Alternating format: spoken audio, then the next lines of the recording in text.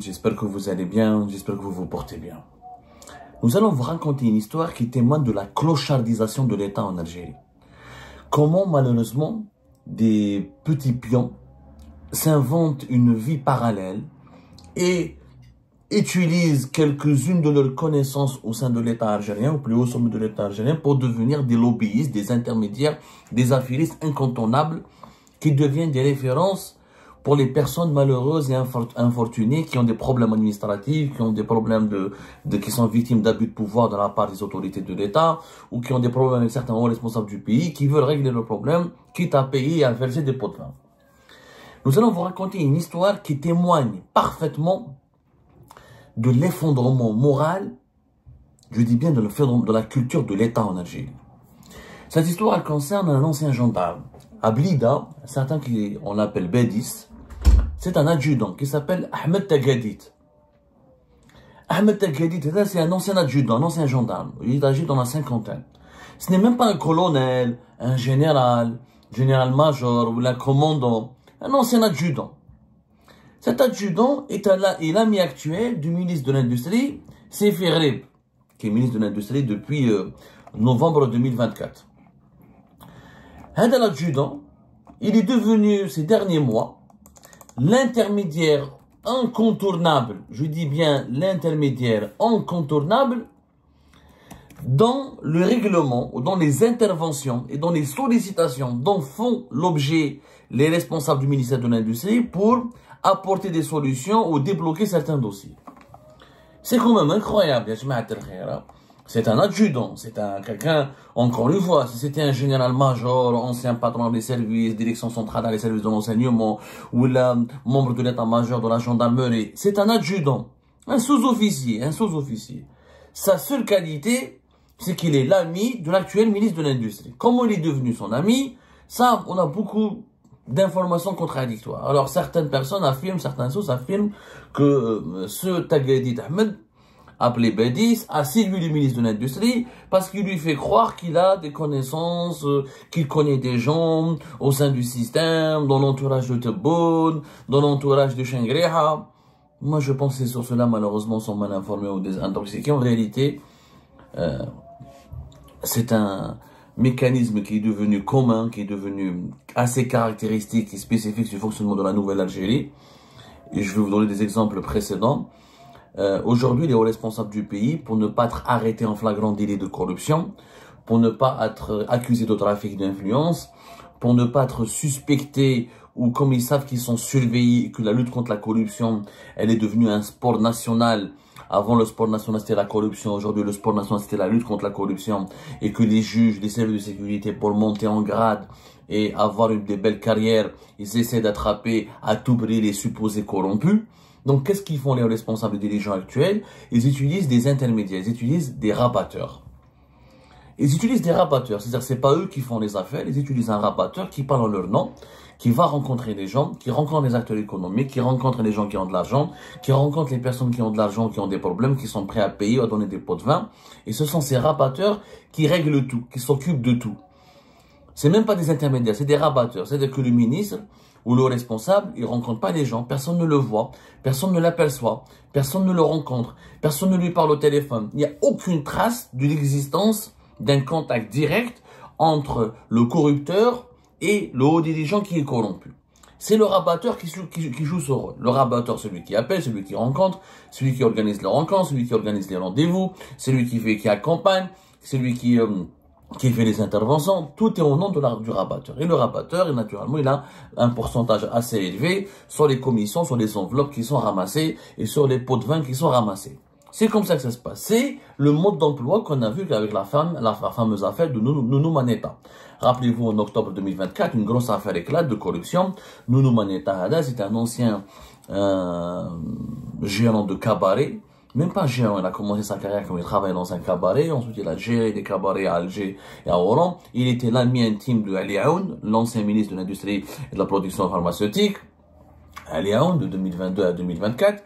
Et c'était Nounou Manetta qui faisait des interventions, qui parlait au nom de Ali Aoun et qui rencontrait les hommes d'affaires, qui partait même, Nounou Manetta, il est parti même en mission à l'étranger, en Mauritanie, il partait en Mauritanie pour parler au nom de Ali Aoun, et comme s'il était le bras droit, le collaborateur de Ali Aoun. Ali Aoun, je rappelle, il était au pouvoir de 2022 à 2024. D'abord, ministre de l'Industrie pharmaceutique 2022-2024, 2022-2023. Ensuite, ministre de l'Industrie tout court et de la production pharmaceutique de mars 2023 à novembre 2024. Nounou Manetta, c'est comme Hada, le gendarme Bedi. Son surnom c'est Bedi, son véritable nom c'était Gadid Ahmed. Et Nounou Manetta, on a donné son nom, c'était, je crois que c'était, son nom c'est Abdelnour quelque chose, peu importe son nom, on l'avait déjà donné. Vous pouvez voir les investigations d'Algérie Part, nos anciennes émissions, Nounou Manetta, on en a parlé énormément sur Nounou Manetta, Abdelnour quelque chose, j'ai oublié son nom. Voilà, Nounou Manetta. On avait donné son nom, dans une affaire Kbira, où finalement Sharaf Din Amara, il était en contact avec lui, des juges étaient en contact avec lui, des hauts responsables. Il n'y avait pas que Ali Aoun, mais il était le rabatteur attitré de Ali Aoun.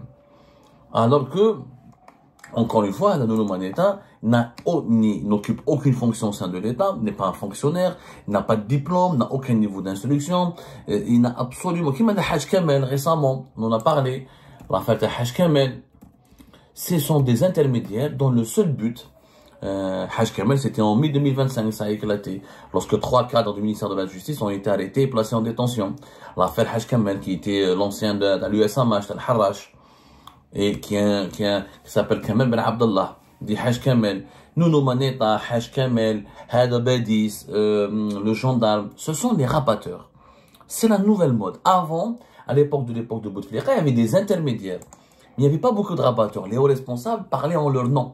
Il te recevait dans son bureau, il organisait des rencontres où là tu pouvais rencontrer son cabinet, son bras droit qui organisait dans un restaurant. Et c'est le haut responsable qui traite l'affaire, qui exige le pot de vin, qui exige tel versement, tel pourcentage, etc.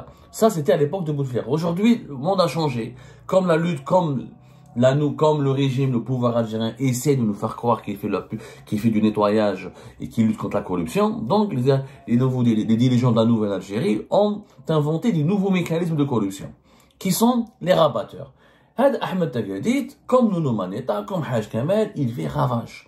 Dans la zone industrielle de Annaba, tout ce qui concerne le ministère de l'Industrie, c'est le nouveau Nounou Manetta. Ali Aoun, il avait Nounou Manetta, Hada Sefi Grib, il a Tagadit Ahmed.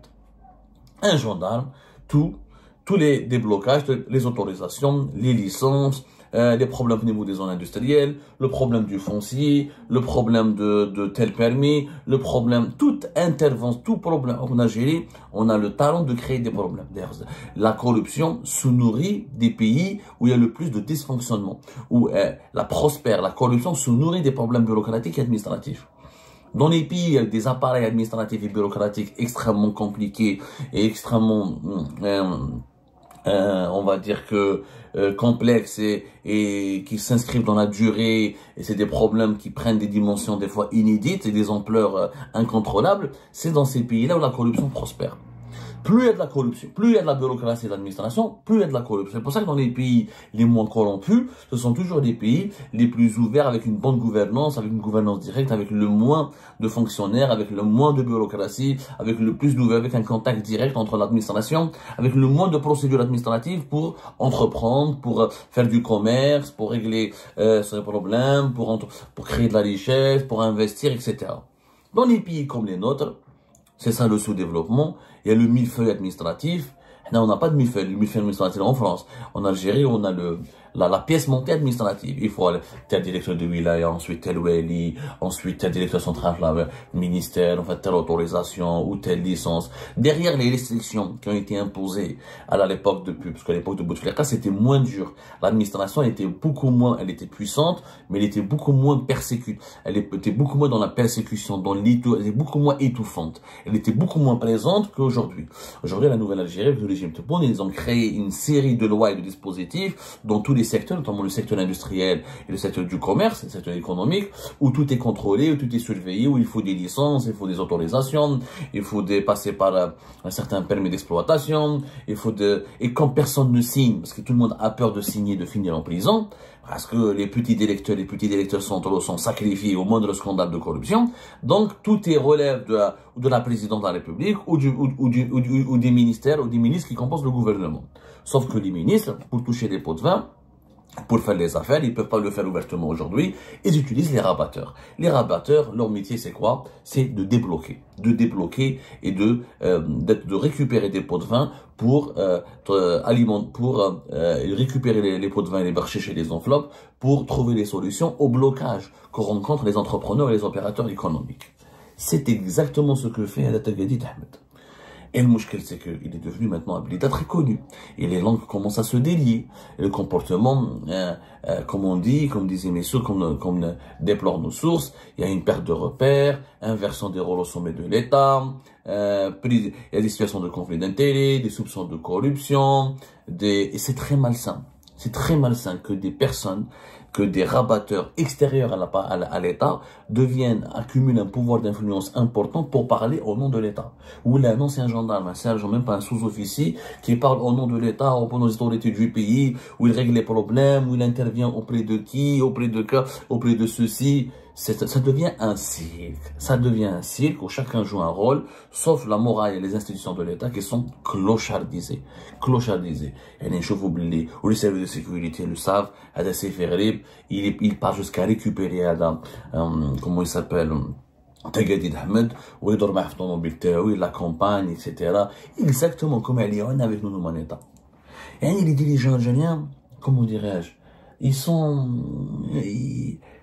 condamnés, on peut pas les guérir.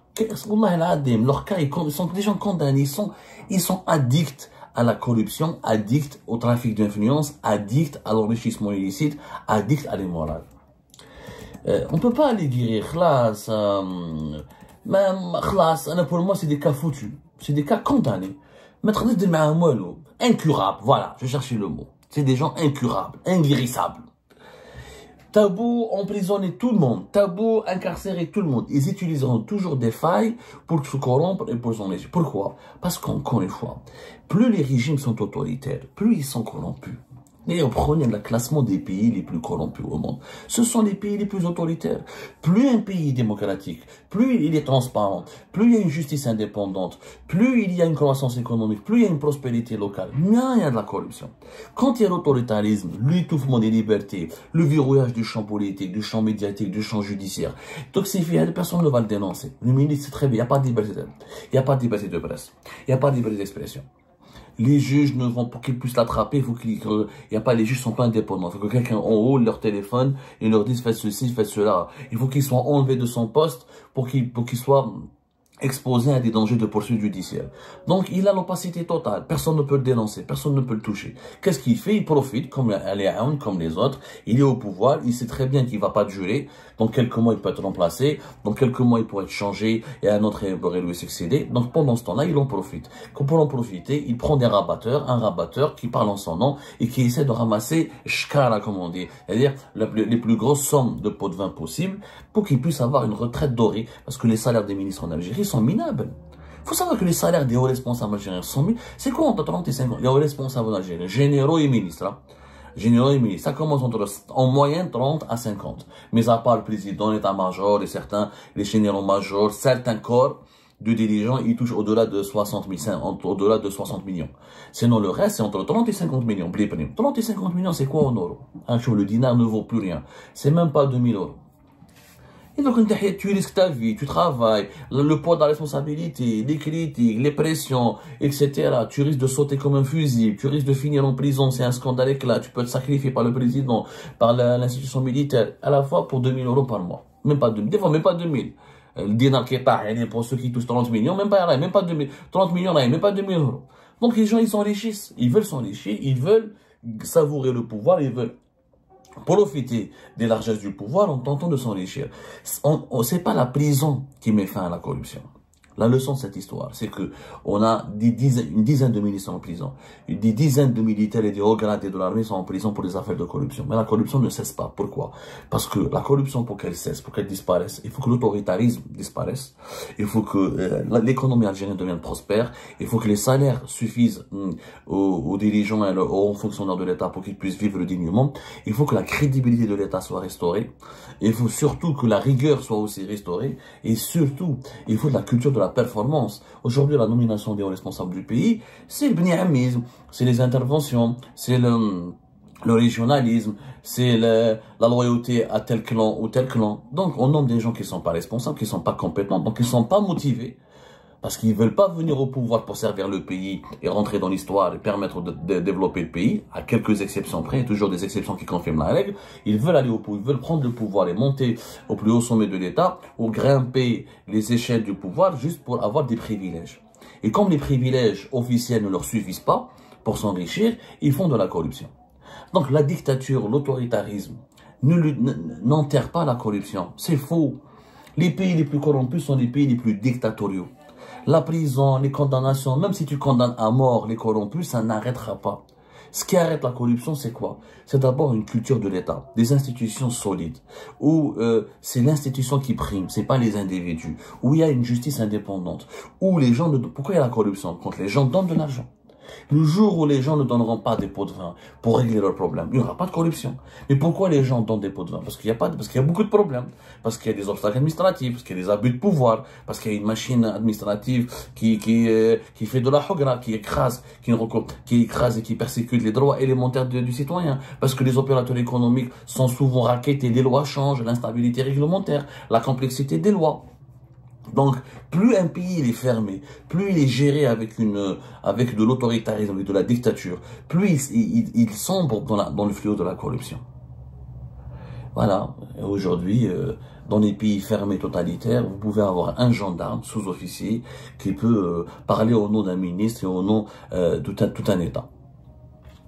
C'est malheureusement le symbole de la clochardisation qui provoque un déclin moral et surtout qui entraîne le pays dans des scandales, des crises de corruption qui risquent malheureusement d'avoir un impact préjudiciable dans un avenir proche puisque l'État perd sa crédibilité et les gens malheureusement ils sont de plus en plus rackettés et on aura de moins en moins d'investisseurs. La perte de confiance totale, la perte de repères, ça empêche vraiment le développement d'un pays.